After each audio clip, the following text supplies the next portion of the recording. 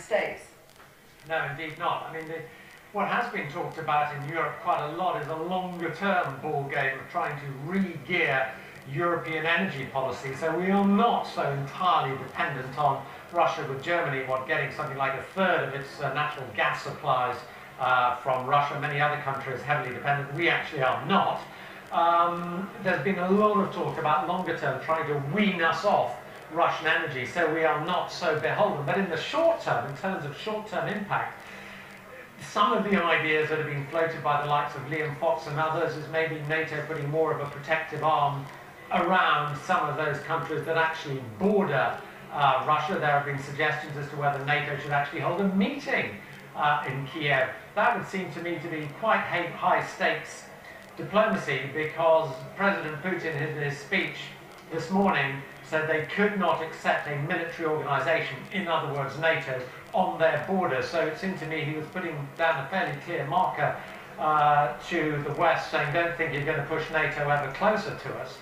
So how do you calibrate the sort of sanctions that might actually have an impact, or are we getting close to the face-saving scenario where the West has to think how it can construct a form of sanctions which gives it diplomatic cover to basically beat a retreat over Crimea? Because it's hard to see how we can physically get President Putin to back off in the short term. And those are the very, very difficult scenarios which European Union leaders are now going to have to wrestle with. And I imagine Mr. Hague is going to come under a lot of pressure to give some sort of indication as to the sort of thinking the West now has that goes beyond these very limited sanctions on these 20 or so individuals, which frankly, you know, they seem supremely indifferent towards.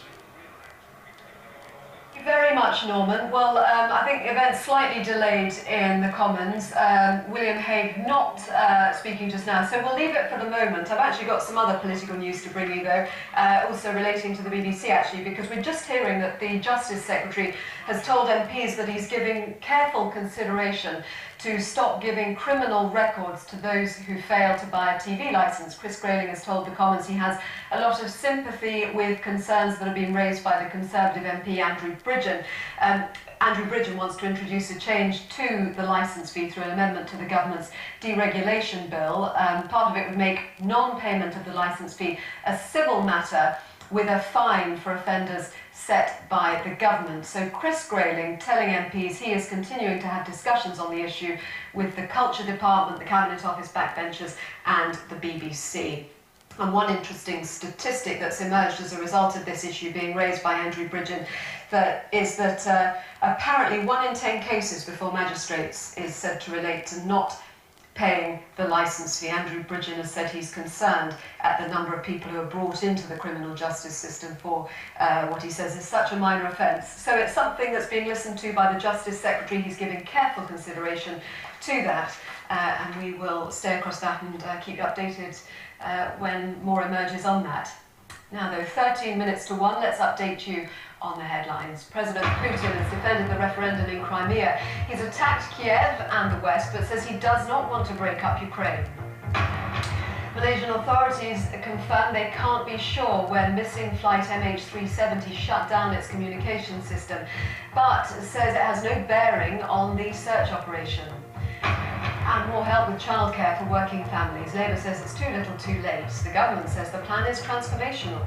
And a quick look at the financial markets. London, Frankfurt and Paris are all up just a little. Paris up the greatest proportion, just under 1%. The euro worth 83 pence.